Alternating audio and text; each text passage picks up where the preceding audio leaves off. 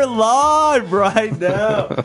We are live on MuseMe TV, and I'm just fucking around with Josh. I just played some random bullshit that's on my soundboard, dude. It's like the country. What's up, y'all? Look at that. Like, I dig the country. I'm not gonna lie. just let it happen, dude. I rock with it, dude. I like country. I've seen those Brooks and Dunn's t-shirts. So George Strait, bro. Get it George right. Strait, yeah. See, fuck. King George, man. That's it, right? All right, so I had to change the screen right now, see, because it's not like a mirror image. Okay.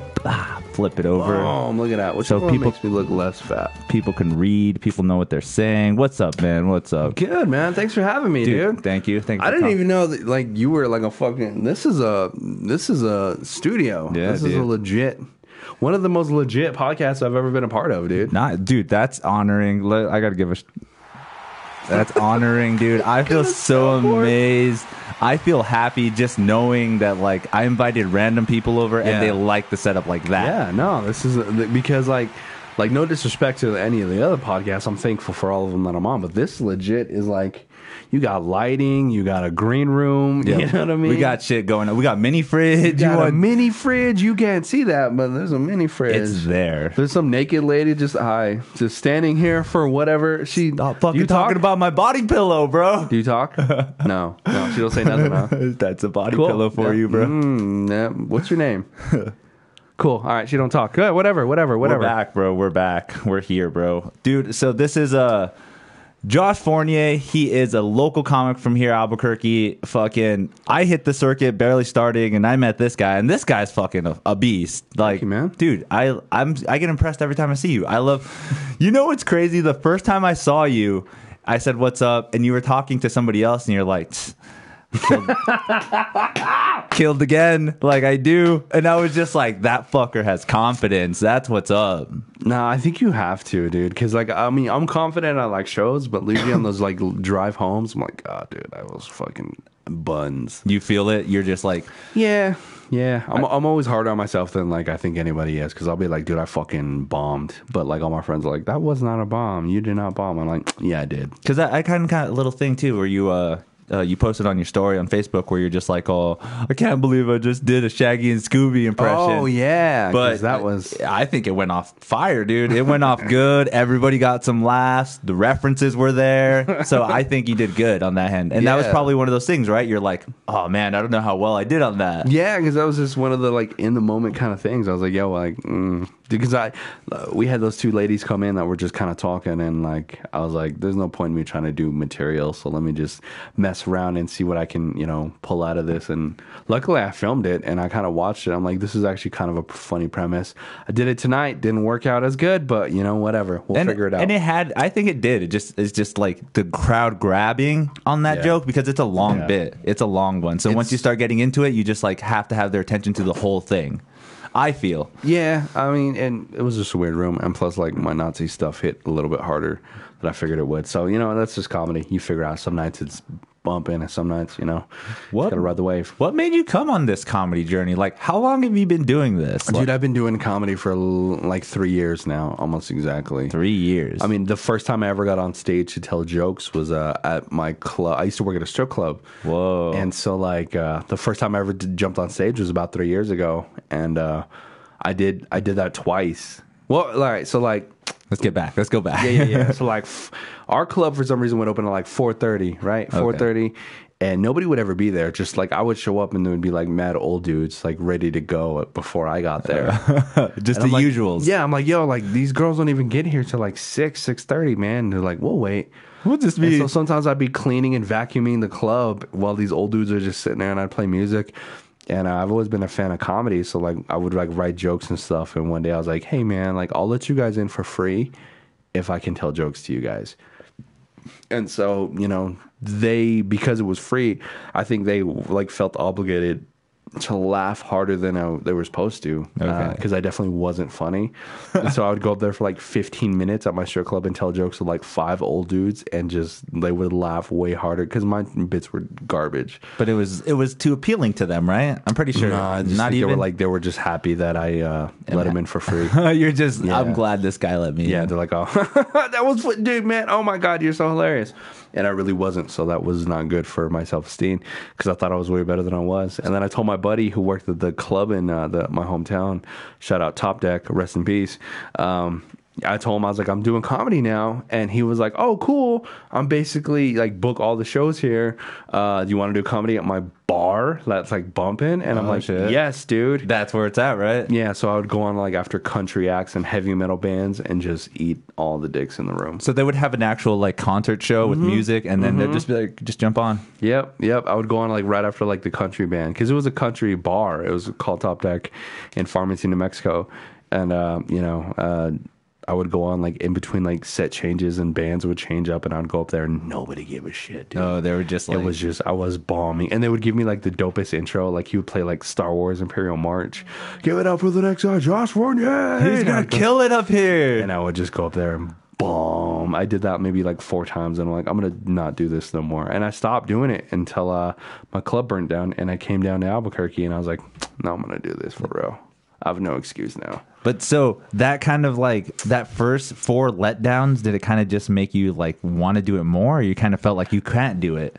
It kind like, because bombing never feels good. Bombing always sucks. Oh, dude, it always sucks. It does. You've bombed that open mics, dude. Wait till you start doing like big shows and like people pay money to come to you, and then you bomb. Scared of, yeah. Oh god, it's the worst, dude. It is so bad. Like and a lot of comics don't like me because I do say I'm like, man, I'm cocky as shit, but really I bomb a lot, you know, and the reason I am cocky is because I do bomb. I bomb a lot, you know, especially when you try out new material, you don't know if it's going to work. And so sometimes you're working through punchlines that you didn't, you know, that aren't really ironed out yet. And so you're bombing a lot on stage. So that feels real good when it's like, you know, 150 people in a room. Everybody just gets and it. Everybody hates you, dude. Those are the best feelings in the world.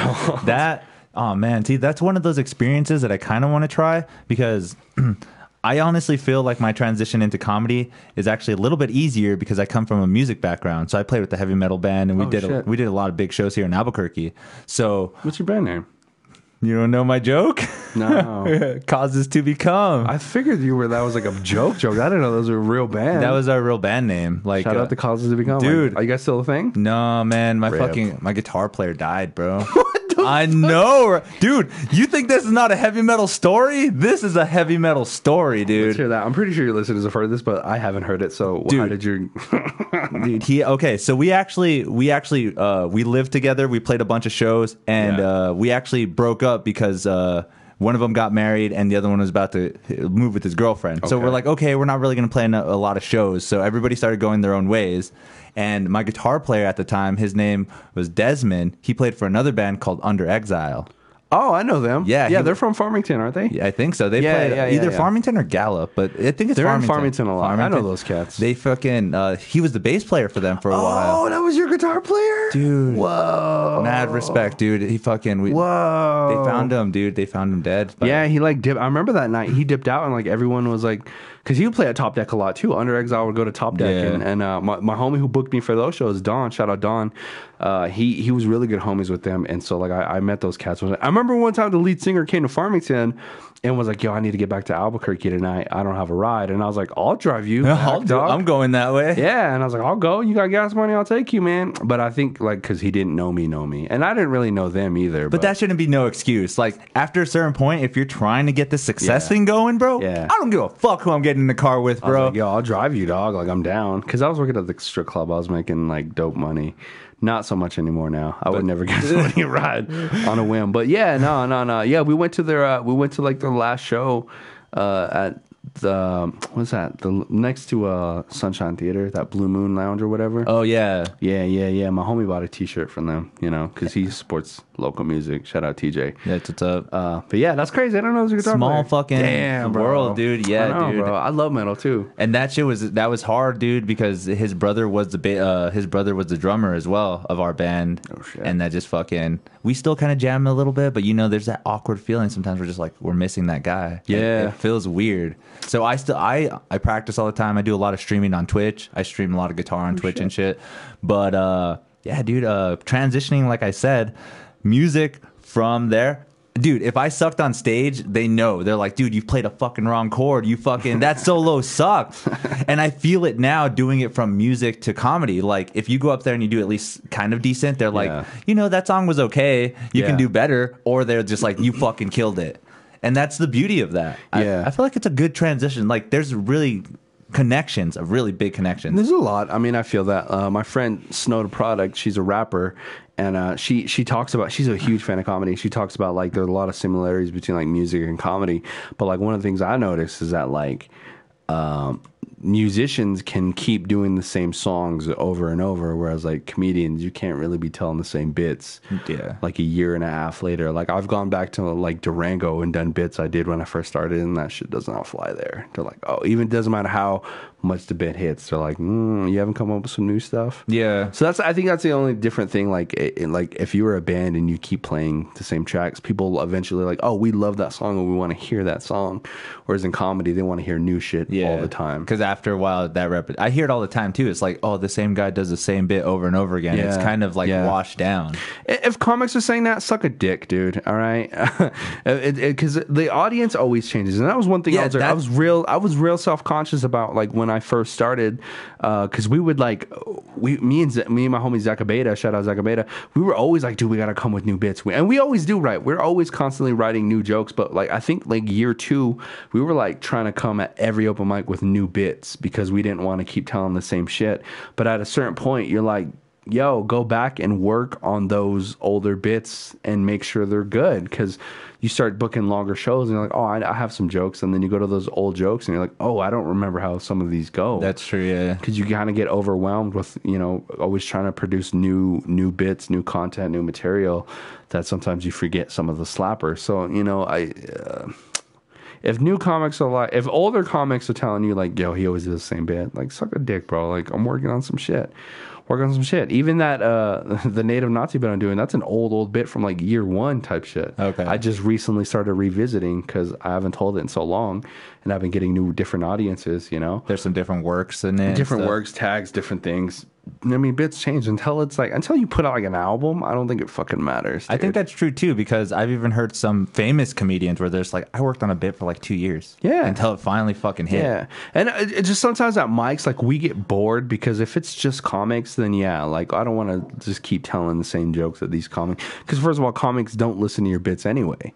You'll notice that when you start doing like more mics, like the comics you see at every mic, they just stop listening to your jokes because they've heard it 100 times. They're trying to entertaining the new audience. Yeah, right? That's why, like, even tonight, if you notice, like, I talked to the 2 guys at the bar and the 1 dude right here, and that's it, because that's the audience. See, everyone else, fuck you, I don't care if you're listening. I don't care if you're listening, you know, because you've heard these bits. I'm talking to these 3 people, and that was, I think, something I had to work on, because like it gets discouraging sometimes. It'll be like 30 people in a room, and you know, like 28 of them are comics, and there's 2 audience members in the room, you know, and the audience members get scared, like they don't want to laugh because nobody else is laughing, but they don't know that those people have heard those jokes so many times. So now I've made it a point to focus on just those people who have never seen me before and just try to run bits by them. And that's so sick, because when I first started, that's literally, I thought I had to project myself all the way. Everybody has to hear what I'm doing. Yeah. Everybody has to be attention to it. Yeah. But then I saw you do some comedy, and then like literally the first night when I went to go do open mic, you fucking like literally like, hey, what's up everybody, and then like right away turn to this person and just start talking to them. I'm like, that makes sense, because that person there is one paying attention to you. They're there watching it. And then even if you make that one person laugh, the other people in the background, they'll probably be like, what the fuck is that guy laughing about? It causes that little ripple effect. And sometimes like you be loud and you try to control the room, because like I said, I look up to a lot of musicians, and the way that they're able to like just control and command a room, that's something I always like look forward to. I remember when I first started, like I would like pace the stage. I would pace a lot. And people were like, yo, that's a sign of being nervous. What's good, bro? I'm going to come just chat up. Come on in, bro. Look at this. Select guest. I don't have the setup for more guests yet, but I'm still getting there. So I'm getting there. Do you know this naked lady's name? Whoever this lady is? She don't talk, bro. She don't talk at all. She's been here since the beginning. It's weird. No, it's not weird. You know, like you seem like a nice lady. You seem like she's just topless as shit. That's what. Anyway, dude, I'm gonna get your name. I'm gonna get your name by the end of it. That's the fucking service you get here at MuseMe TV. Right away, topless women right there on the left. I'm so upset. Just I'll get you. Anyway, yeah, no, I did this thing where like I would try to command a room, so I'd walk back. I would always like talk to side stage, and everyone was like, "Yo, that's like a sign that you're nervous." But like, no, like I said, I look up to a lot of musicians. and they always go. Like, I would always get shitty seats at concerts, and I was always on the side, and it always made me feel good when the singer would come, like, to the side stage and, like, go to, like, where nobody ever goes. Yeah. And I was like, oh. So, I don't know. Like, and you see that, too. Like, great musicians use the stage presence. Use the whole stage. Yeah. They use where they need to be, what's hyping them up, what's getting it going. Because that was always a fun thing on stage, too. It's like, oh, well, I'm going to go do a solo over here to get these people to look at me compared to something else. So that's always cool to think about. I mean... speaking of music, I've actually seen you play guitar and shit. Yeah. I heard you were in a band too. What? What? All right, so it was me and my homie Donnie, the same one who worked at that bar. Our band name was Skodins. Skodins? Yeah. We were a heavy metal band that played like a lot of country covers. Oh, really? Yeah, because that was the only, like in Farmington, there's 80 metal bands. And so sometimes the only time you get booked is if you play, like, the country bar was like, hey, you guys have some country songs. And my boy Donnie's such a dope guitar player, so he's like, yeah, we know country songs. So we'd go up looking like how we do, but just do country. That's it. You know what I mean? So, yeah, it was short-lived, very, very short-lived. But we had T-shirts and merch. And you guys were doing it up there? Yeah. Nice. Yeah, my boy Donnie, bro, he taught me how to two-step, too. For real. Right there, dude. He doesn't That's how it is. Heavy metal motherfuckers are just out here fucking two-stepping. And that's the basic movement of how to get fucking the mosh going, right? I mean, I guess. I like sometimes, like, me and Zach joke around because I'm like, yo, I'm gonna go open up a pit on stage right quick, and that's just, you know. I'm still trying to get Zach Abeda to go to a heavy metal show. What? Yeah. You ain't never been to one? Nah. Oh, man. But I keep telling him one day we're gonna go because sometimes he lives downtown, and so he sees like all the Launchpad folks, and he's like, "Yo, your people are out tonight." Oh, dude. And I just know that there's like a dope metal concert or something going on, and I'm like, "Yo, we'll go." And when they do a circle pit, just go in the middle and like break dance, dude. That'd be the shit. You know what I mean? Like just like a circle pit going, and Zach in the middle doing his little, because he can dance. Boy can dance. So I think the world would like implode if that happened. Just you know? freak out. Yeah, they would like, let's keep doing the circle pit, but not mess up his dance. Because I've seen that. You know, you go to Sunshine and you see like the circle pit and the people like who film, you know, from the circle pit, and people like just go around them. I feel like they would do the same. It's a little bit of a respect thing. I think they would do that. Or like when like the bass player comes down and just stands in the middle of the pit and everyone circles around him. Yeah. I feel like he could get away. I was like, yo, just go out there, just start breakdancing, and like they don't know how to act, but they'll definitely like. I feel like you could keep this shit going. That's a fucking video right there. Just like, you know, interrupting a metal concert, and then nothing happened. It still goes it's down. Not interrupting. Yeah. I think it's just like, you know, because I've gone to like raves and then they're like, let's open up this mosh pit, and I'm like, I'm gonna go fuck some people up, you know? You want? Because I'm used to like moshing with like fat native sweaty dudes, you know what I mean? And they're so fucking ready to. You throw go to it like at, you go to like these EDM concerts and they're like mosh pit and everyone's like so nice and you're like, oh okay. You go in and like, because I get low. Like that's the only time I like get crazy is at heavy metal concerts. But then you're like, oh, like this ain't. Oh, okay. All right. Yeah, I gotta like tone it down to like a 3 right now because you know what I mean. Like nobody's getting drop kicked right now. They're not even trying to push each other. Just like, yeah. They are, but I mean, they're all on Molly and they weigh 110 pounds, and you know I weigh 250, so it's like, oh. Yeah, most of them are fucking. Oh, okay. Way down. go to like an Atreyu concert and just see like dudes who lift weights. Just that's all they do. Oh man. Because like if you go to like a black metal concert, it's always like dudes who are too cool to mosh. And they're not only if they don't mosh, they're just like that straight moshing, you know. They're not trying anything different from like the hardcore dancing, the circle pit or anything like that. It's just a straight mosh, you know what's going on. Yeah. I go to a lot of concerts here and like I think New Mexico is really good at like shutting down like the hardcore dancing thing because like it just kills modes, bro. I don't know if you look like you go to a lot of heavy metal concerts. Do you really? This guy has long hair, by the way. You can't see them, but this dude has windmill hair. You know what I mean? Like we got Doy Stevenson on the studio here. Do you go to a lot of concerts? Heavy metal concerts? Yeah. Are you the ones that like? Are you know? I don't know. But yeah, like there's some people who like. I don't know. Like black metal fans are the worst fans of all time. Like I hate black metal dudes who are just like.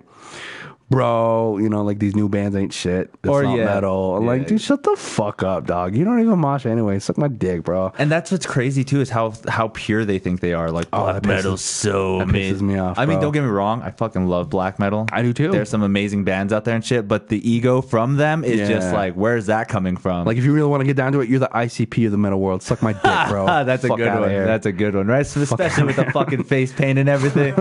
White guys and whiter face. That's what it is. It's like, dude. Like how ridiculous are you? You know what I mean? Like you get ready, you're like, yo, we got Mayhem tickets. We're gonna go see Mayhem. Let me make sure I got everything. Got my keys, got my wallet, got my face paint. Cool, we're good. We're going out, dude. Got my belt on. We're good. Yeah, I'm gonna get my fucking bracelets with spike studs on them, dude. Relax. Don't you think that's weird though? That's kind of a transition for all metal. Like there's always that look with studded metal kind of blackness to it in a different variation. Like, you know, the gothic metal scene, they had that kind of same kind of look to it with trench coats and like really long hair with that whole look, and then go straight from that from a scene kid with the whole fucking we still wear black, we have bracelets on, have highlights in our hair. Their studs, like their studs are on their belts, but they're not sharp. All right, they're kind of like they're rounded. Yeah, they got rounded studs, guys. We're heavy. Oh man, I rocked with all of it, dude. I love all kinds. I love I love metal. Like Lamb of God is probably top 3 favorite bands of all time. That's what's up. I love Lamb of God. That's our history right there. That's our history. But also, I love Asking Alexandria. You know what I'm saying? Like right. I love, you know, Poison. Poison. I love Poison. I love fucking everything. I love Whitechapel. That's again top 3 favorite bands of all time. Whitechapel. Legit. You know what I mean? But like I need music I can bop my head to. You know what I mean? Like I need some rhythm. I need some grooves. Like black metal's cool, but like it's almost a meme at this point where it's like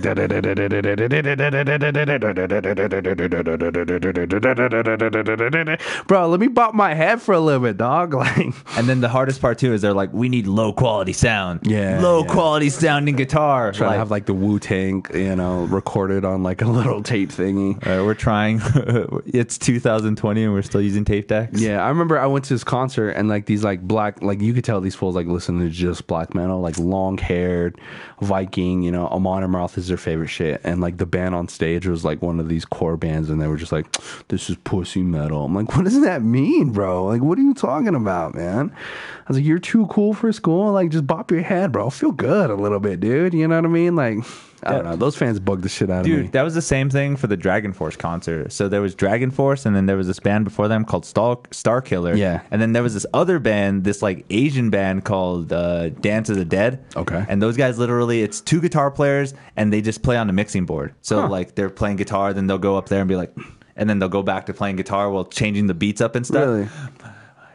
Fucking faggots behind me that okay, you know your typical black metal guys. Yeah. I know my typical fucking faggot thrash metal guys who are just like, hey, let me have this fucking straight bang haircut and I look like I'm fucking like every fucking Metallica member again. But all they did in the background was just like, what the fuck is this? What the fuck is this going on? Like, have fun, dog. And those guys were fucking killing it, dude. They were actually doing good shit. Like I looked them up. They have a better following than the fucking band that is opening up for Dragon Force. So Star Killer, they fucking drive a little van, like a van with a little U-Haul in them. Yeah. Dance of the Dead, sick old tour bus just comes up on the side, bro. And why the fuck are you talking shit about them, dude? They're just as powerful, just as good music overseas than they would be here. Yeah. How much does that piss you off? That music up there has a better following for like metal and almost any genre. I don't know. Have you ever heard of super Euro beats and shit like that? Nah, bro. I'm super patriotic. I only listen to American metal. What's up? That's what's up. Trying to throw in some black metal with that? Nah, bro. Like I said, red, white, and blue. I'll get away with some British shit. Like I love Iron Maiden, Asking Alexandria. But other than that, bro, if you're from Norwegia, if you're Norwegian, all right, if you're Finnish, suck my dick, bro. Red, white, and blue, dog. That's right. We out here. And they still make our guitar players look like shit. I know they do. They're better guitar players, but I'll never admit it. That's it. I'll never admit it. They'll never be that sense, right? They'll never Dude, do it. Every Japanese guitar player is good. You know? Did you notice that? There'll be like some dope guitar players in Japan who are playing for like a kid's show, and they're like, oh my god, these guys are so technical. Baby metal? Yeah. Those fucking guitar players are good, dude. And they're just fucking hires, guys. And Guns for hires. And they're background people. Yeah, they're not even the I'm like, dude, these guys are good, bro. Dude, that's wild. That's what fucking Kiss is ready to do. Kiss is ready to do this thing where they're just like, hey guys, give it up for Kiss. And it's just 4 random guys. Because you don't need Gene Simmons anymore. You don't need Gene Simmons. No, I feel like people could feel his essence. concert. I saw Kiss. Really? Did you go to that concert? No, I didn't. It was amazing. It was one of No, it wasn't. It was one of the best concerts I've ever seen. Okay, let me tell you why. Yeah. Was the opening act that much amazing? Were you He just was a painter, dude. I know he was. They fucking kept telling me it was so bad. I was Again, here's why he got me, because he painted the Statue of Liberty and we sang America, dude. And I fucking stood up and saluted in the rain, dude. And I'm proud to be an American. This guy's the most. At least I know. And he's like, he gets this. He gets this audience. He read the room. I thought you were gonna pull it up, but if you do, dude, this dude, like I said, everyone was getting like trash bags because it was raining. I was like, nope, I'm gonna stand here for freedom, dude. You know what I mean? Like I said, this is the least I can do. Because I heard what he did. Like he did like this portrait of like Twin Towers, and then he flipped it over, and then it's the fucking Statue of Liberty. So inspiring, dude. Everybody went crazy. Inspiring. I did. I lost my shit. I'm like, fuck yes, dude. I didn't like this guy at first, but yo, you know what I mean? He pulled it up, and I was like, yep, got it, dude. Thanks to America, we're free. That's what I said, dude. Fuck yeah, dude. I stood up, I saluted, out of respect, because I'm a patriot, dude. You know what makes it even worse is that Kiss didn't want to do anything because they're like, ain't nobody gonna outshine us.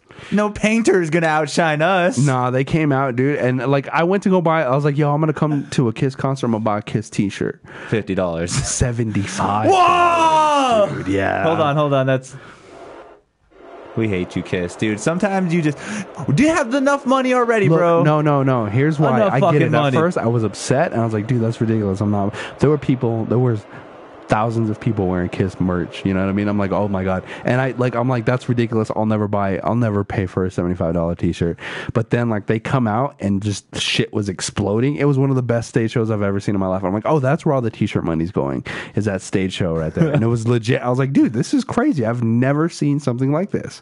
And it was cool. Here's one of the coolest parts though, is that like Gene Simmons. Oh no. Ace, yeah, the lead singer, right? Ace. No, Paul Stanley, right? He did this like zipline thing across to the soundboard, and then was like playing guitar. I went to go pee, and they finished up the song.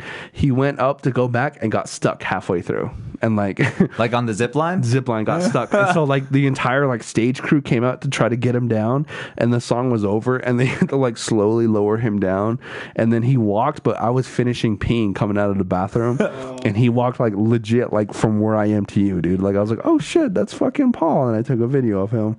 And it was like seeing a skinwalker, dude. For real. In his sense, right? Yeah, I was like, dude, that's ridiculous. Yeah. Alpha Splatter just said, please salute to Sweden. Salute to Sweden.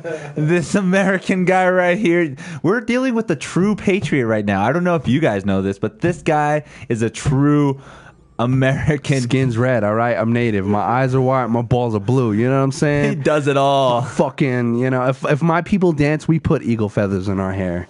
Shout out to Sweden. I won't salute you, but shout out to Sweden. I'll give it to you guys. You guys are beasts. Oh, dude. No lie. If I ever go to Sweden, it looks like a beautiful place. If I ever went there, it's like one of the most peaceful places too. That's what I heard, bro. Nope, not me. Ain't nobody fucking up in there. Nope. I need the craziness. We live in Albuquerque, dude. It gets dicey here sometimes. I need that. Keep you on your toes, dude. That's true. You go to Sweden and everyone's all peaceful and they leave you alone. Nah, fuck that. I need harassment constantly. I want to lock my door every night. Oh yeah, dude. I want to walk downtown and just get harassed by homeless people. Hey, what are you doing down there? Like all of Zachabeda's neighbors need to come and bother me to make me feel like, all right, it's gonna be a good day. You know? They're like, hey, what's going on down there? So how is it? So Zach lives fucking downtown, and it's just like. It's like homeless city, bro. Yeah. How the fuck does that Because like work? he lives in like a loft, and so like before shows, I'll go kick it with him. All right, we'll talk about like the next year. We'll just go and kick it, and like it's wild. Sometimes like he'll drop his keys off from the roof, and like dudes will be. I broke up a fight outside of his house. Like this dude is getting jumped, and he's like, "Help me!" And I was like, "Hey, knock it off." And because I'm kind of bigger than everyone, like these two like homeless dudes were jumping this one guy. I was like, "Yo, knock it off!" And they stopped. If they would have tried to fight me, I'm not that invested. Like, if they try to fight me, it's not worth it. But at least I was like, yo, stop. And they're like, he's on drugs, though. And I'm like, don't matter. It's over. You go that way and you go that way. And I don't want to see you guys doing this again. Okay. And then this one dude is getting his ass kicked was like, let's get him. I'm like, nope. I'm not getting anybody, bro. That's kind of stupid, too, how they expect you to join in on a fight just walking down the street. If you're going to fight, go fight over there, not in front of me, man. Bro, you see what this fucker's doing? Like, I don't give a fuck. I don't care, dude. Yeah. I'm trying to walk my I'm dog. trying to save somebody from getting murdered. What are you trying to do? You know, down to, like sometimes like after mics, we'll go take walks just to look and see how messy everybody gets. Like I've definitely filmed fights on my Snapchat and Instagram and shit, which you can follow me at Savage1 on Instagram. I've usually filmed fights and put like funny video like songs to them and everything because like people just get mad messy downtown. Dude, that's fucking TikTok all over again, dude. Do you fuck with that? No, I don't have a TikTok. Dude, oh my fucking god. Well, you should get on it, dude. You probably come up with some funny ass shit. It's on my Instagram, dude. Just follow me on Instagram. I don't know. I don't have time for that. You have to, dude. Oh man, you'd be surprised how many fucking social medias you have to boom up there, dude. Oh my god. If you don't have a Twitter, Snapchat, Instagram, and a fucking TikTok, man, that's fucking work right there. I know. That's a full-time thing. I don't know. Even Snapchat. My Snapchat's dying, dude. I'm ready to give that up already. Dude, you just gotta like show them like ancient like ways of like I remember when going. Snapchat used to be like naked girls all the time for free, and now it's like, oh, we gotta pay me. Nope. And you know what's funny as fuck too is like how they expect like really like bomb ass girls to get paid the same as like regular ass chicks. They're like, oh, it's all the same. It's all $5 all around. Like, wait, isn't there like tier levels of who I have to pay for? And I know girls who are like, I'm having a sale on my premium. Oh, like, fuck that! I hate that shit. How are you? Like, how bad is business? You're like, I'm having a sale. And how do you do that? It's like, hey guys, just enter the code at the bottom, Melissa 10. That being said, I'm gonna start a premium Snapchat for feet pics only. So if you weirdos from Sweden want some feet pics, hit me up. Dude, yeah, I think there is a market for any weird shit like that. I bet you there is, dude. People sell tumbleweeds online. Dude, what? Yeah, like $25, you can buy a tumbleweed. Dude, people still get fucking crazy when they see the snowman tumbleweed at the freeway. I know, that's how weird it is. I'm just people like, are crazy. Dude, that's the same bullshit we see all the time. That's what I said. Like, if you like Amazon look up like tumbleweeds, there are something for like $25, like the baseline for regular ass tumbleweeds. But then if they get like the bigger ones, those go to like 80, 50 to $80. Oh man, people are selling tumbleweeds, man. People will buy it. Dude, they want to bring the culture to their house. Like, Yeah. where the fuck are you gonna find a tumbleweed in Sweden? I'll say this is that nobody supports each other like cam girls and shit do. You know what I mean? I don't think they do. Oh, for sure, dude. My homegirl, she cams all the time. She has OnlyFans, and her Instagram is just nothing but shouting out other cam girls. Yeah, other creators, content creators. I was like, dude, like comics don't do that. Like comics, we hate each other. Like we're so. What are you doing here right now? That's what I'm saying. But like, he's cool. But you'll see what I mean. I guess I came into like a really fucked up situation because I feel like nothing but love and embrace in here. Well, damn, Starbucks. Damn. Where's the gunshots? Bam, bam. Just kidding. There's no gunshots.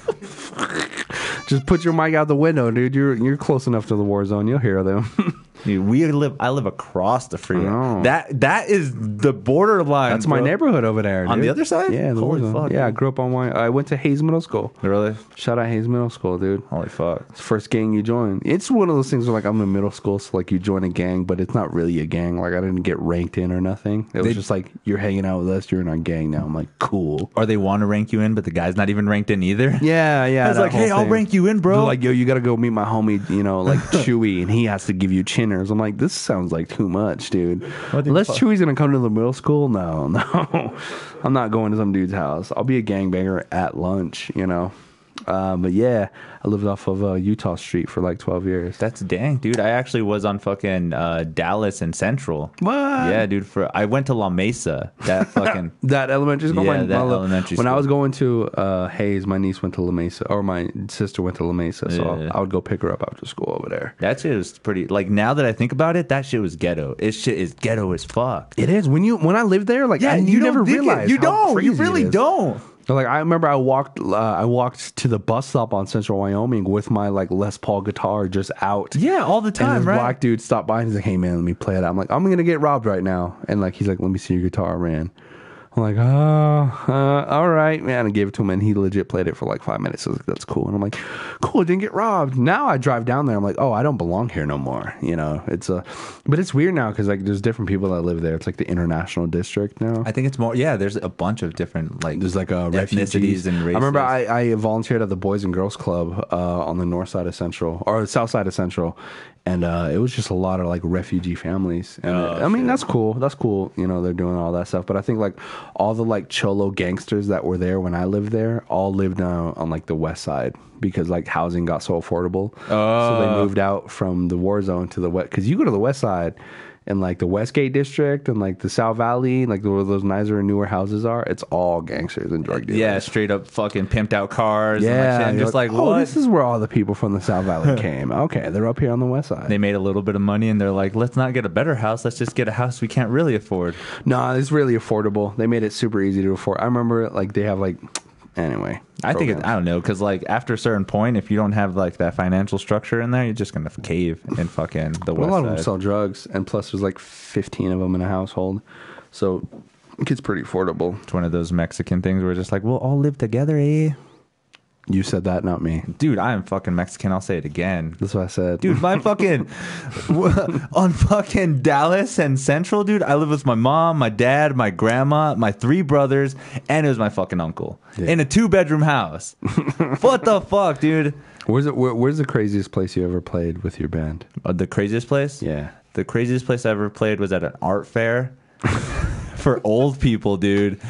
I'm pissed. Dude, they didn't even want to hear us play, dude. We played 2 songs, and you know what we fucking played? We played Breaking the Law, and we played Back in Black. And they said it's too fucking loud. This is too loud. You can't be playing this shit here. We were because at that time I actually lived in the Taos area. Yeah. So I had a band up there, and we played.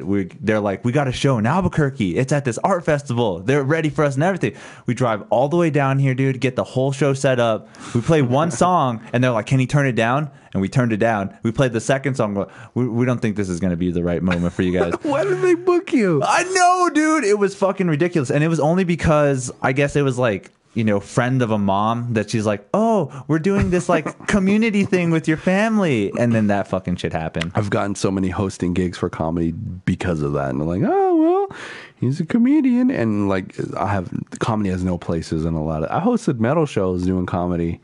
Like at the Jam Spot, the Launch Pad, and these people just don't give a shit, dude. At a certain point, it's not the right mix of it. Oh yeah. I mean, I did pretty good. Like I keep it real short, like crazy midget stripper, blah. And they laugh, and I'm like, next band, give it up for Blood Wolf or whatever. Oh, dude, I know them. I've played with them before. Yeah, Santa Fe band. Shout out Blind Drive. Blind Drive got me the gig. Dude, I played with he used to be a guitarist with them. I don't know if you know this guy. His name's Jesus Nunez. No. He used to play guitars. Now he plays with a band called Southbound. You heard of them? No. Those guys are pretty local, pretty badass here too. Any band that gives me free merch, I will wear and know your band. Really? Just a heads up. We should have hooked him up, bro. Should have hooked it up. I'll listen to it. Yeah. Right. That's how I met my homegirl, Snow the Product. I met her back in 2009, and it was one of those things like, hey, buy my CD. She's like, I can rap. And I'm like, rap something. And she rapped off the top. And I was like, I'll buy your shit. And I bought it. And then she exploded. And now she's one of the best rappers in the world. And now we're really good friends. So, band people, all right? Give some free t-shirts out to your boy. I'm not saying... shit's going to happen, but... I'm not saying shit's going to happen, but, it's the support. That's I'm what on stage every night, dude. I'm just saying, in front of... 4s of people, That's the crazy thing about comedy and music too. Like you had to kind of prepare for your like big one show when you kind of have a show every night to prepare for. Yeah. And that's what I kind of feel is a little bit more different. That's the cool thing about comedy is that even if you like bomb one night, you don't have a lot of time to dwell on it because you're like, oh, tomorrow's another show. Yeah, because if not, it's just going to eat you. If you bomb for like a week straight, then maybe, figure something out. But are we talking about a certain comedian that we know? Bro, all right. So if you want to hear me talk messy, all right, go to the BET comedy podcast. Oh, yeah. People did say you guys were calling out comedians. Like, who do you guys think weren't good? Oh, yeah. It was one of those things.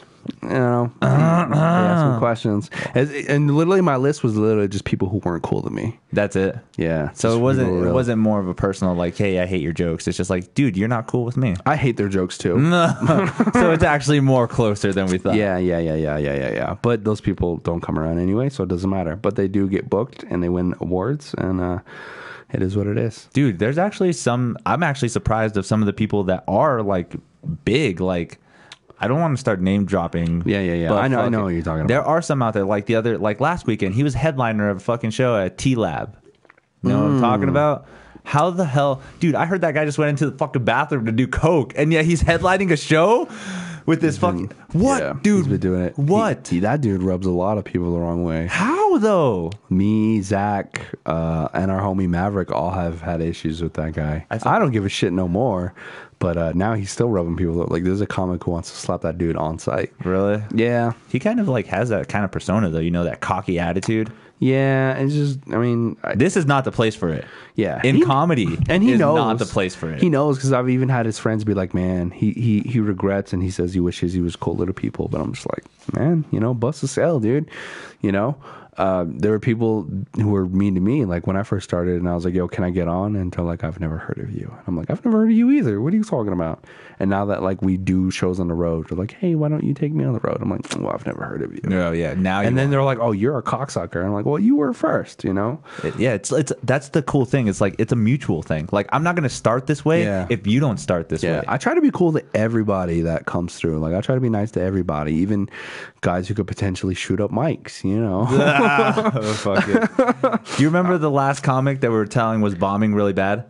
That's who we're talking about. Yeah, that dude has a he's definitely like he's one done day. Yeah, dude, he's done some bad jokes where he just literally made it seem like he's gonna kill everybody in the room. Oh yeah, and he always brings a backpack, and I'm always super nervous. Me and Zach have had legit conversations like, yo, like we might have to like flip this table and find an exit. Get ready for some shit. Yeah. It's always that sucks. You have to live like that, but that's the world we live in now. You know, like.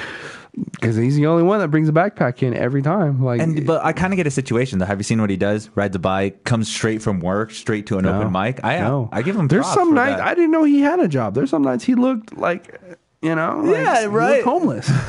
You know, I mean, granted, I don't look the best either, but sometimes I'm like, dude, like, can you tell the difference? but I'm still cool with him. I still dap that fool up every time I see him. Straight up, dude. I like literally. I tell him every time too. Like, hey man, what's up? Keep it up, man. Because if you don't keep trying, then at least you're not trying. You never know, dude. You just never know. But that's the beauty of comedy. Like, again, I've heard there's even comedians that took 5 years before they actually started doing good. Yeah, 5 years, dude. It's really a game of attrition, I think. Like, because I'm not naturally funny. Like, I'm not naturally funny. I can be in my personal life, but there are just some people who naturally like are funny as fuck all the time, dude. I'm not one of them. I really have to work on being funny. So, you know, sometimes. You can see if she wants food or let her outside. One of the two. Thank you. Bam. We got skinwalkers in the studio. What's up? We're out here representing. That's another question too. Like, hey, Sweden, or what is it, Finland? Sweden. Do you guys know what skinwalkers are? Do you? Yeah. Let me know. Alpha Splatter. Come on, tell us if you know what Alpha skinwalkers Splatter. Do you know what skinwalkers are? That's what I want to know. I was actually going to ask you, like, because I kind of talked to it about core and stuff too, but what's the difference between skinwalkers and reptilians? Skinwalkers are witches. They're not reptiles. No, they're not. You can be one. Because the skinwalker can turn into anything, any kind of animal. But he's not in particularly starts off his principal form as a lizard person. Nah, it's a person. It's a dude. I've known alleged skinwalkers. Wow. Yeah, they're people. How do you feel about that being in like a government kind of sense? Do you think they're out there? Like they're skinwalkers in the government? No, fuck no. So then why do you think that white people feel that they're reptilians in the government, that shapeshift? You don't think Mark Zuckerberg is a fucking skinwalker? Yo, we're going deep right now, dog. Dude, we went left turn, bro. No, dude. Left turn. Oh, shit, we're in Albuquerque. We made a wrong turn. Dog father, thanks for joining. Thank you for going. No, Alpha Splitter said skin rockers. I'm pissed, Alpha. Come on, dude. Dude, we're talking about actual walking people. Anyways. Skin rockers. I've seen a couple of concerts around here, dude. Bunch of native people at concerts here just being skin rockers, bro. Dude, my homie Donnie is a skin rocker. Shout out Donnie. He goes to all. That's a metalhead who isn't like a genre. Like, I feel like it's just a native metalhead. Dude, how do you like that actual Native Americans go to more metal concerts in variety than other people? I think that's just a New Mexico thing. I just like native people. No, that's metal. Arizona and like you know the whole southwestern states. Native people love metal, bro. I think I honestly, my real feeling about this is because a lot of native people back in, you know, when metal became a thing, a lot of native people refute religion. They don't like Christianity, and so anything that goes against anything that goes against religion, they kind of like gravitate towards, you know what I mean? So whereas like metal was just around the time metal started coming out, you see a lot of like older 80s native rockers, you know, And so anything that denounced Christianity, because Christianity was kind of forced upon Native people. Oh, dude, yeah. And so, like, I think anything that goes against that, they just kind of gravitate towards. So, how the fuck do you not say you and the Norwegians have similarities? You know what happened? Those Vikings got took over by the fucking Christians, bro. They did, just like the natives. I know, but like, it's not the same. It's not the same. Man, shout out Vikings. Hey, what was that guy on the Lone Ranger? What's the Indian's name? Tonto. He looks like a black metal guy, doesn't he? You know, the funny thing is that, like, Skinwalker, like, witches, like, those real dudes, like, the guys who practice, like, black magic, they actually do paint their face kind of similar to, like, a black metal band does. Really? Yeah, they'll put, like, ashes on their face with, like, coal and shit, and it looks black metal-ish. Wow. So I think that's another reason why, like, a lot of natives are, like, because there's a lot of, like, weird... I don't know, dude. Just like the black, a lot of natives like love black metal for that reason alone. Just because it adds an extra layer of like wickedness. Because you're not only are you like we're Satan blah, but also I'm a witch as well. I'm like the worst thing you can be in native culture. But also like bands like Anthrax, Cry for the Indian, Iron Maiden, especially Run to the Hills. Oh yeah, that's an anthem, dude. You know what I'm saying? Like, and that's what's so crazy is too. It's like so white dominant the way that those guys are, but yet it appeals to your culture. Like their whole song and their structure of what that is to the native people. Nah, it's to the first verse is for the native. The next two verses are on the white dudes. But we don't give a shit about that because it's still Run to the Hills. I remember one time like this in New Mexico. They film a lot of movies here in New Mexico, and a lot of like Western movies get made here, and there's some scenes where like the natives have to run away from like the cavalry. There was this movie, I don't remember the name of it, but I remember all the extras on it when they were running. The native people just started singing like "Run to the Hills." Oh shit! And it was just one of those funny things of like, oh yeah, only native people get this shit. Yeah, I don't know, just anything that rebels against Christianity. A lot of like older native dudes really vibe with. Because you'll see a lot of, like I say, the native metal concerts are basically powwows. That's what I say. People are like, yo, what are you doing this weekend? I'm going to a powwow. They're like, what? Where? I'm like, Sunshine Theater, dude. And that's what I feel is cool too. It's like I feel like you guys, Native Americans, really love the aspect of heavy metal because of the rhythmic movements as well. Yeah, I think a big thing of that, like the drum patterns, double bass is a big thing for us. But it's the same thing, just like like I said, you need rhythm in it. I think I need that. It's the same thing with like just a powwow music. You know what I mean? You can hear it too. Yeah, like if you took down the principal and just left the drum beat, you can hear the bass movements and everything. A lot of like metal guitar is it goes with the beat. The drum. You could take out a drum, the bass, the guitar. Just the guitar is like like let's take for example a Lamb of God song. Faded Line, and that's the bit, that's the rhythm, that's the. Or I could be full of shit. Who knows? No, you're not, dude, because I hear it in itself too. If you really think about Native American music, it's riff based. Yeah. Riff based. You don't have this intricate part where it's like, all right, guys, this guy's just going to bust in here and do this whole off timing shit and do this intricate shit. No, it's all rhythmic movement based. If you ever listen to like real, like a lot of like northern tribes, like Plains Indians, like those, like the powwow music, you typically generic powwow, like the that music, if you like, that's what a lot of people think powwow music is. If you listen to like Iron Maiden's Rhyme of the Ancient Mariner, his chorus where he says and the man goes on and on, that note he holds is like the same octave as like a lot of powwow singers. And it's weird because like you can isolate that and be like, oh, that sounds like oddly native-ish. And I think just little shit like that resonates with people.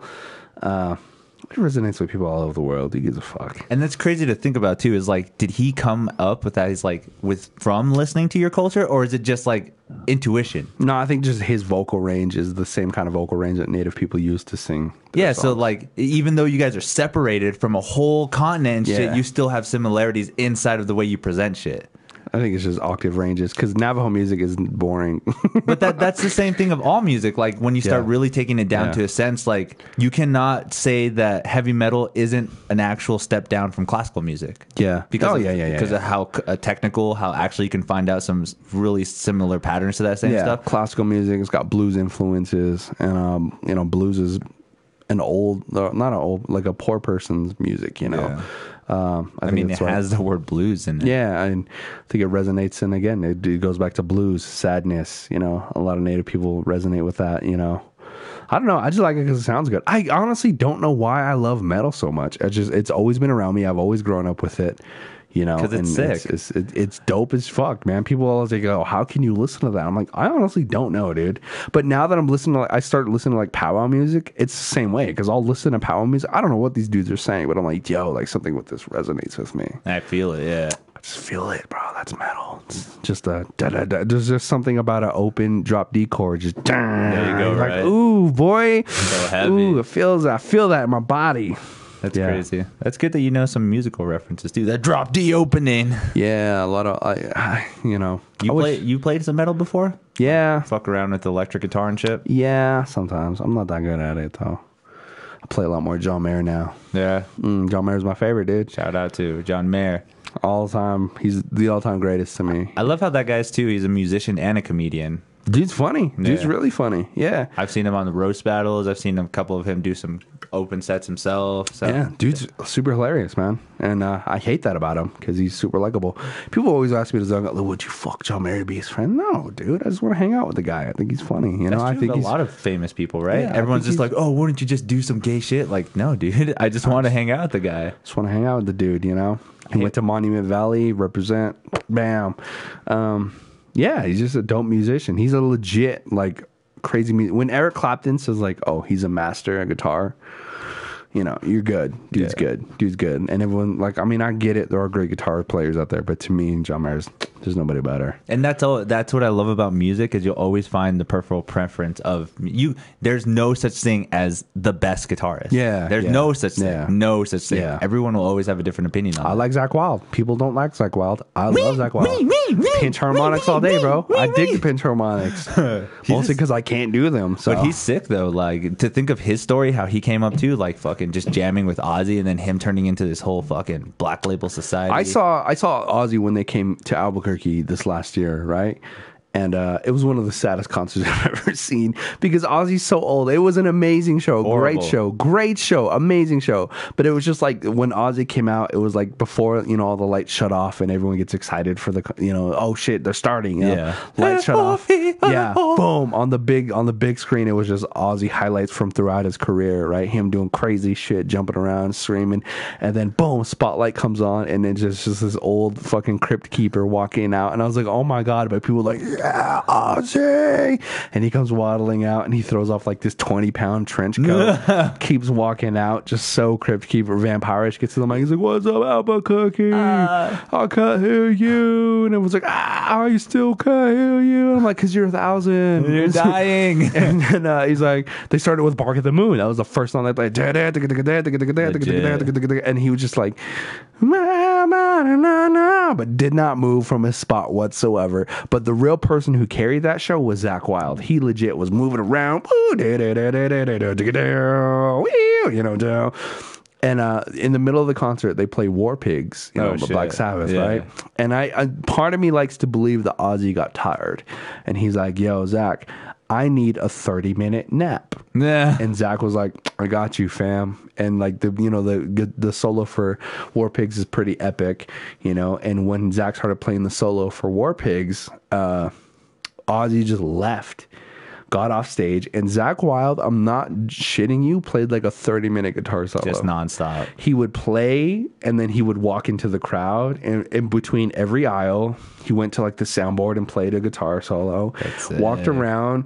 Like legit, my uncle went to go get a beer, came back, and he was still playing the guitar solo. I'm like, dude, I've been to parades that were shorter than this. And you know those fucking lines to get shit, man. And he just shredded up, and it was like really dope. He played like a 20-minute War Pig solo, and then just went into like his own thing and kept on playing and slowly made his way back to the stage. Oh, man. And like legit, it was like 25, 30 minutes.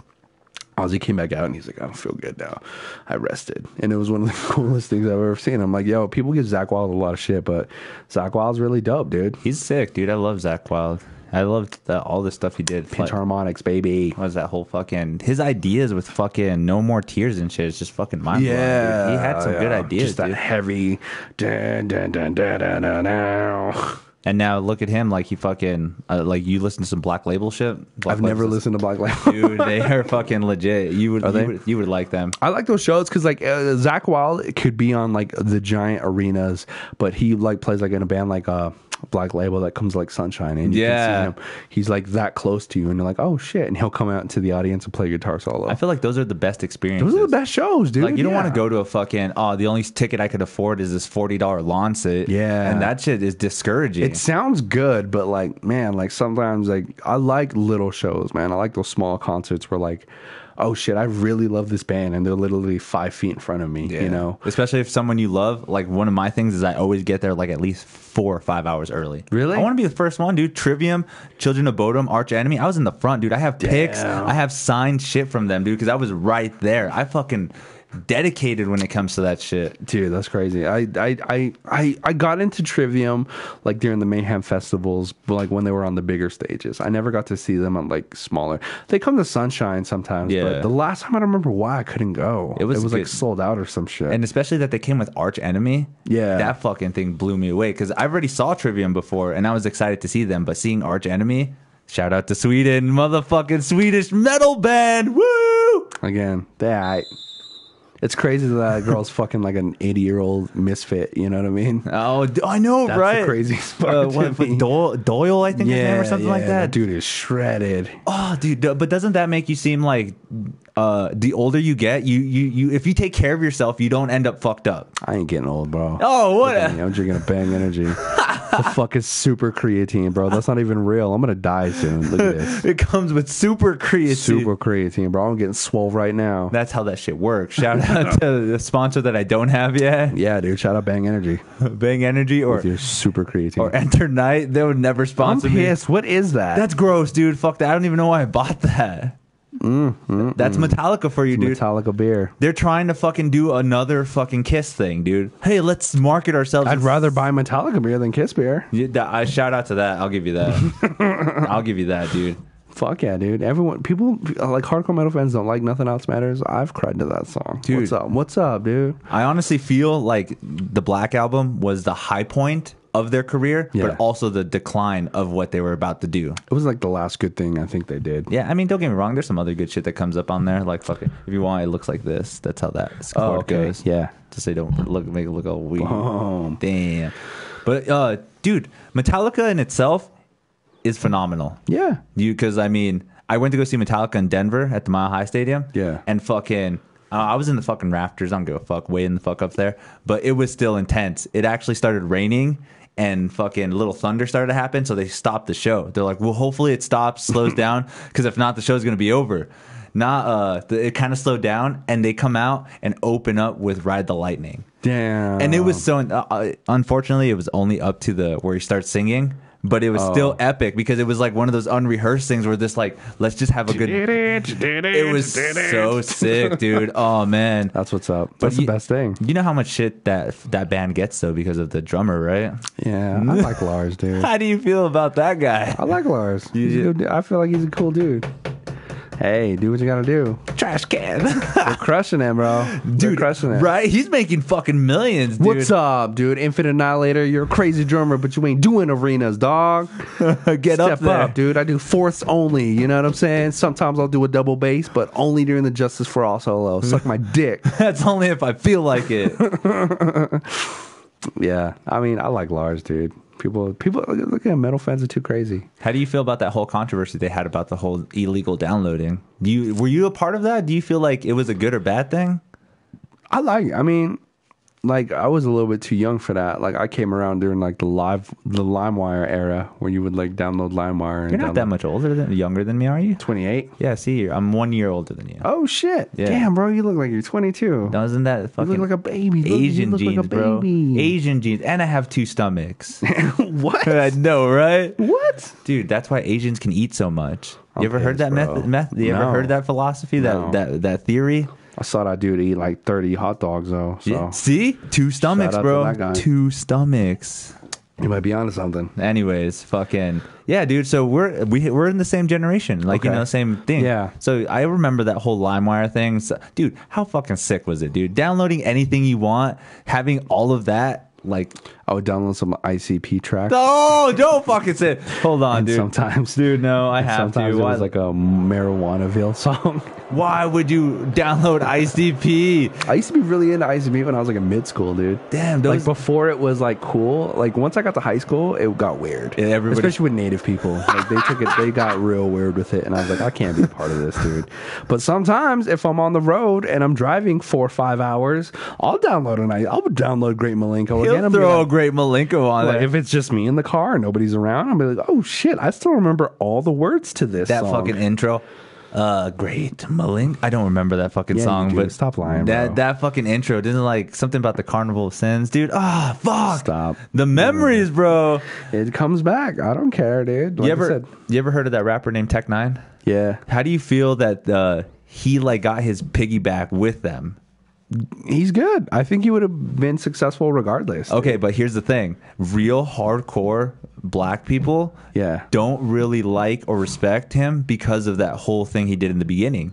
Because he really was appealing to a white crowd, they said. They feel like he was appealing to a white crowd. So there's some really hardcore like rappers out there that are just like, Tech9 is a bitch.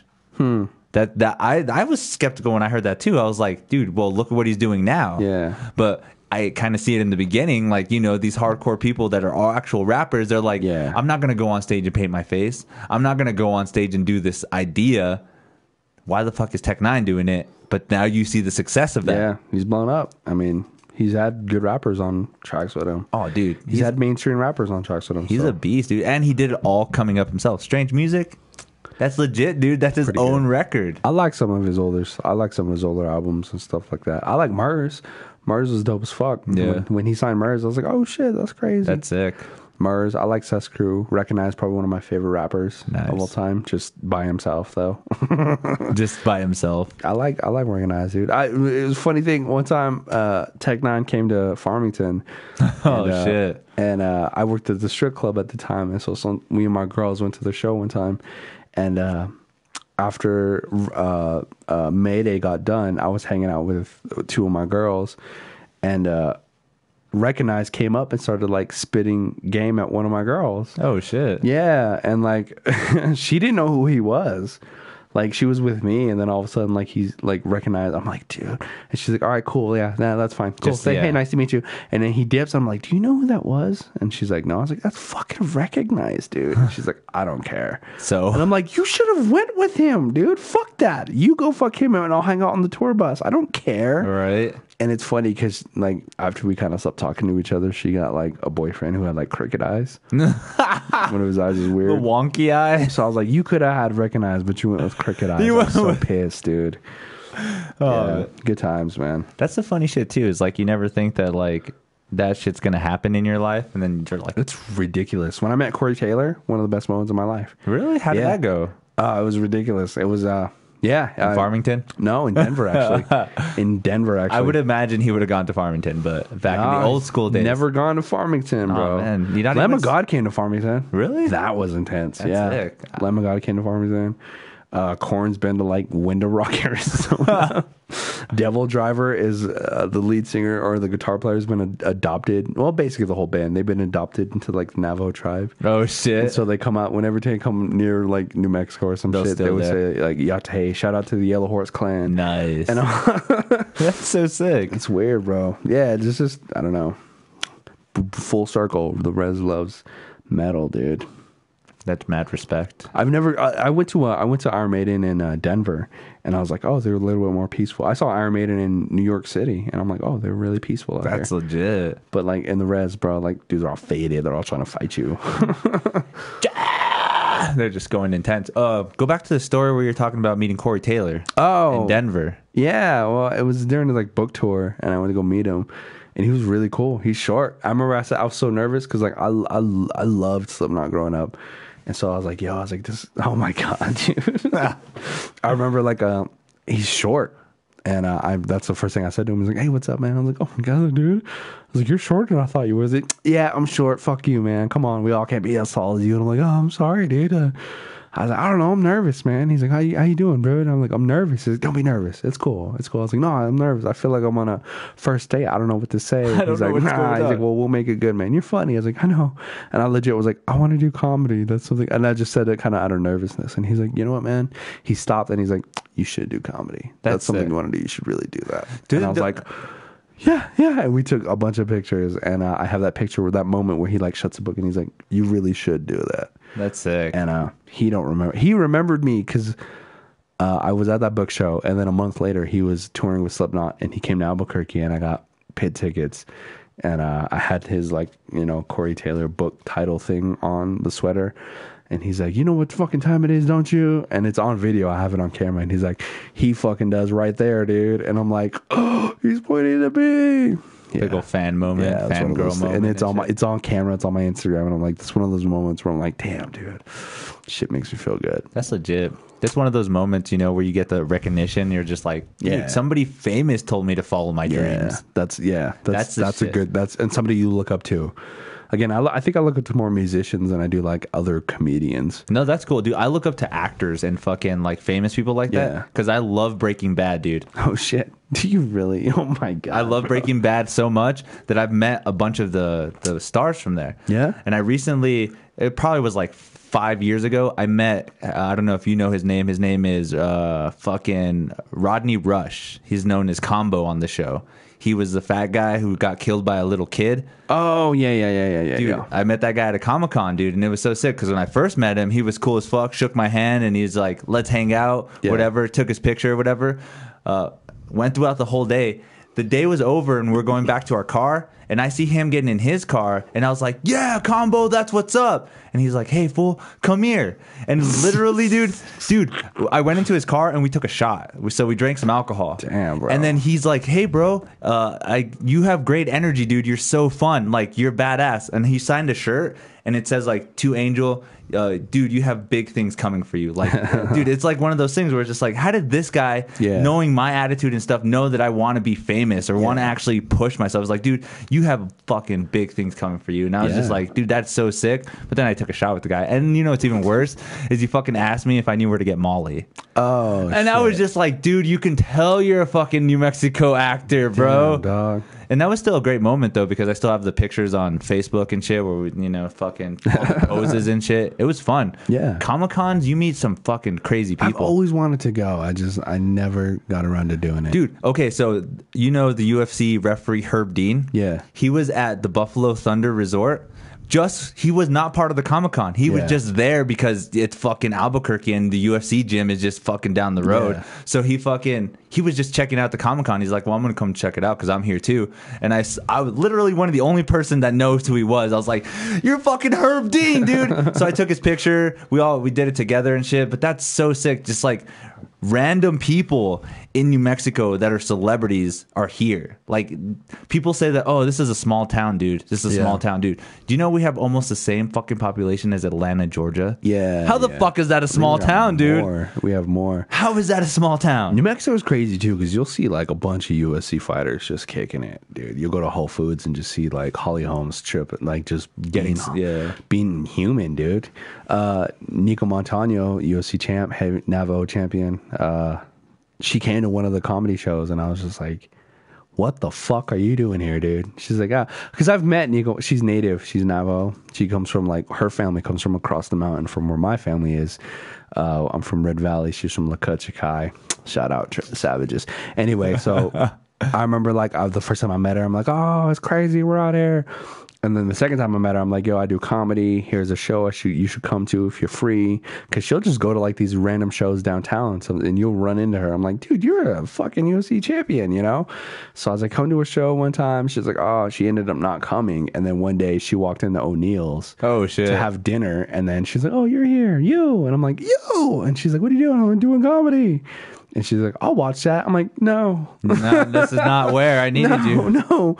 I was like, look, man, I'm going to be funny, but I can't vouch for everyone else. It might be a rough show. So if you want to leave, you know, don't feel any pressure to stay. That's what I love to say to people that come to open mics too. They're just like, bro, you're expecting to have this whole hitters of comedy, dude. It's not going to be that great. There's going to be some people that are good and some people that are bad. Yeah. So expect that because like my friend will go and like I know all of a sudden he's entertained by one person. The next person comes up, pulls out his phone, just starts doing doodling. I'm just like, this is what you expected, bro. You're not gonna be entertained the whole 2 hours, bro, or the whole hour that we're up there. It's tough, man. Sometimes it really is tough. I remember when I first started doing comedy, I would bring like all my friends and like I would bring dates. And it was just a rough night. And now, like, that's the dumbest thing to do.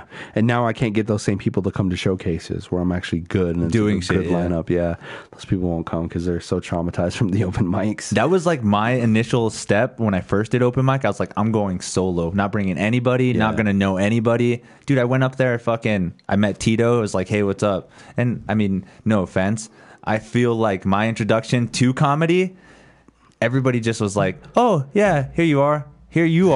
But every time I've always gone up and somebody was their first time, let's give it up for this. This guy's his first time. He's doing hard. He's going to do his best. Yeah. But when I was first introduced to it, it was like, and, you know, I can't get discouraged about that. I can't, because it's just the vibe of what maybe people thought or whatever. Yeah, but Tito is just like straight up like wants to be on the podcast. We're gonna Tito's a good dude, man. Jam, dude. We're gonna fucking jam. He's a good guitar player. Tito's into some eclectic music too, man. We'll talk about music, just obscure bands and shit. Oh yeah, dude. That fucking, because I'm a shred guitarist. Yeah, I'm all about that shred guitar. Yeah. If we're fucking playing some Joe Satriani to fucking Animals as leaders and shit like that, I'm fucking about that shit. Tito's a big Meg Thee Stallion fan.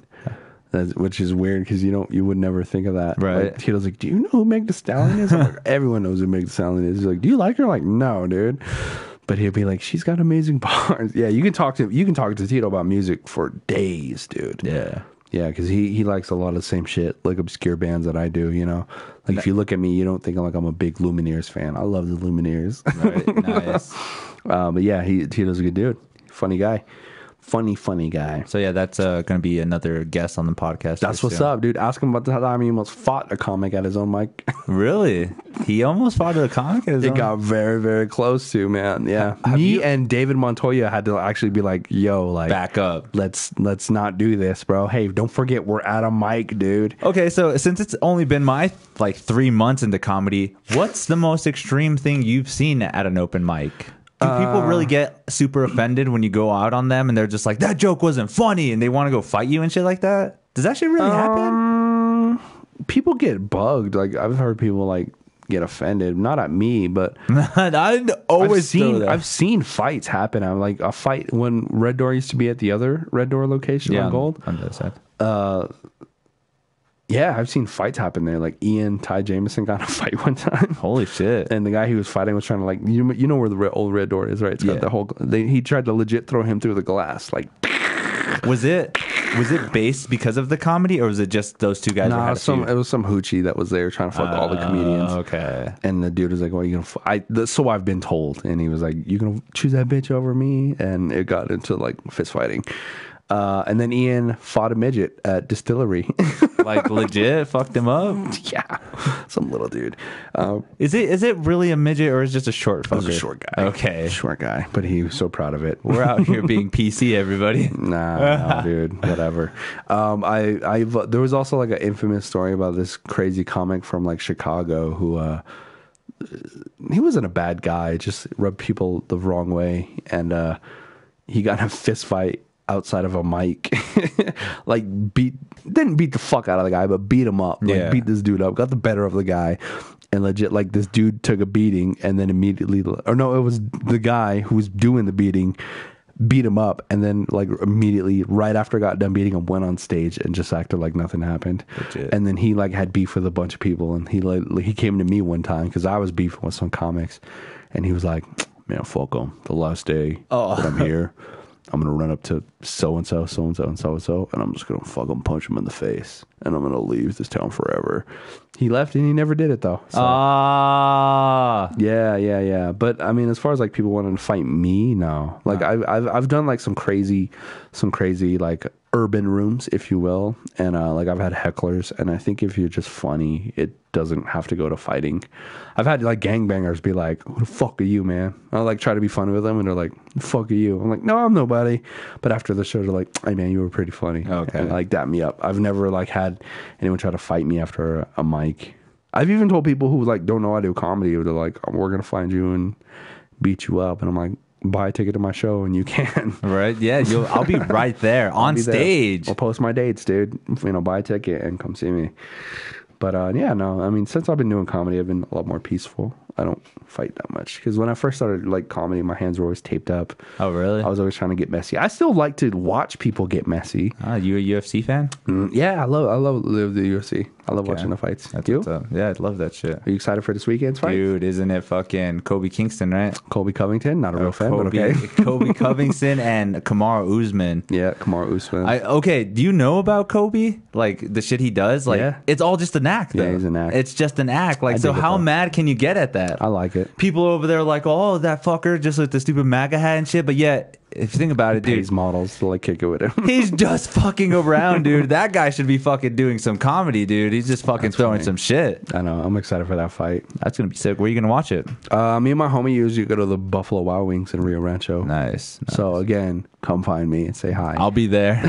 You don't need to look anywhere. I'll be Yeah. there. It's cool now doing comedy. Like I'll go to like random places. Sometimes people be like, "Hey, you're that comedy guy." I'm like, "Yeah." And that's the beauty of doing comedy every night. Yeah, man. Because I remember playing in a band. It took a long time before people started to recognize you. Yeah, because you do 4 shows every, like 6 months or something. And that's at that. And then after that too, it become a group thing. Like, oh, that band doesn't really like me, so he's not going to book me on his show. Yeah. And like, again, the open mics, dude, we at least get a spot every night, no matter who's there. Yeah. And you'll just doing it every night, you'll get recognized. I heard there was some like band that had like some racist fools in their band here in Albuquerque. Ooh, there's a bunch of dumbasses For that real? do that shit. That's hilarious, dude. Yeah, I remember like when my homie who was in a band was like, "Hey Josh, I might need a bodyguard." I'm like, "Bitch, I ain't bodyguarding nobody, bro."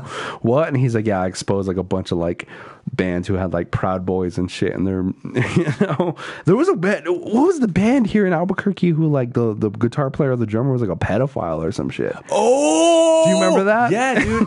Fucking what the fuck was his name? He was some douchebag who wore his hair like he looked like literally one of those scene thrash kids. Really? But he played in a band called Powerhouse. You ever heard of a band called Powerhouse? No. Yes, it was. Really? Okay. All right. Well, maybe he joined another band or it was another band. Okay. But he used to play for Powerhouse. Okay. I think you're talking about Andy.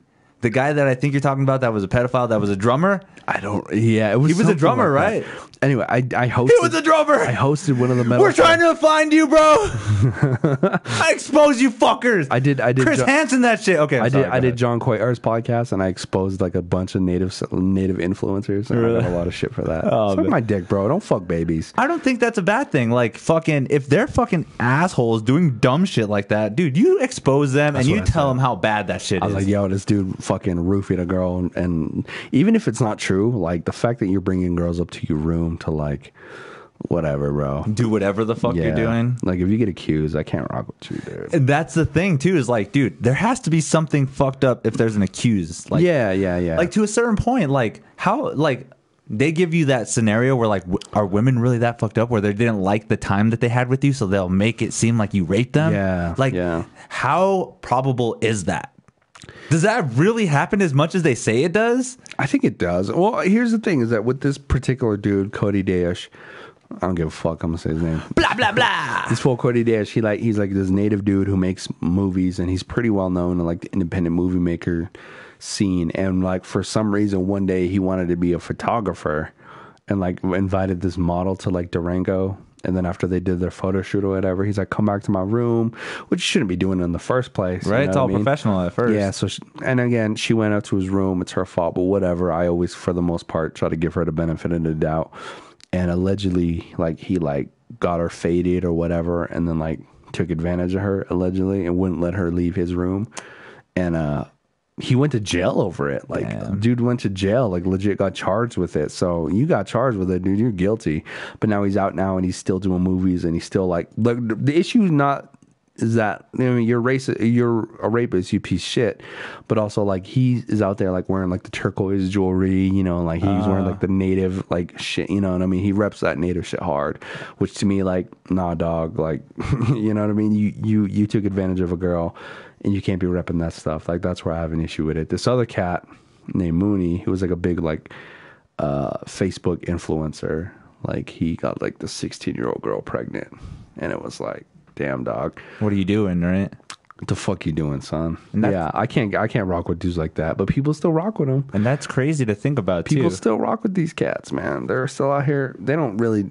Mooney kind of quit. He took a break. That's how I know you guilty, dog. Like, you took a break. You just don't make funny videos no more. What's going on? Yeah. But there's still some comedians who are like, rock with that cat. I'm not one of them. So if you look up Mooney on Facebook, you'll see the piece of shit. Damn. So now I'm gonna have to do some research tonight. Because again, dude, I'm coming into this comedy scene not knowing anything. Dude, I'm fucking blind. And then, like, this is the cool thing too, is like having all you guys on my podcast. Yeah. I'm getting so much different information, and what people are telling me is just like, is it really how this is? And like, it's weird. It's crazy. I try not to stir the pot, but there is no pot to stir. If there is a pot to stir, that's just fuel for more comedy. That's how I feel. That's what it is. I know a lot of people have issues, like a lot of like older comics, like you said, they kind of have like this, like, I don't know, they're like gatekeepers to like gigs and shit. Like, a lot of older comics won't put you on.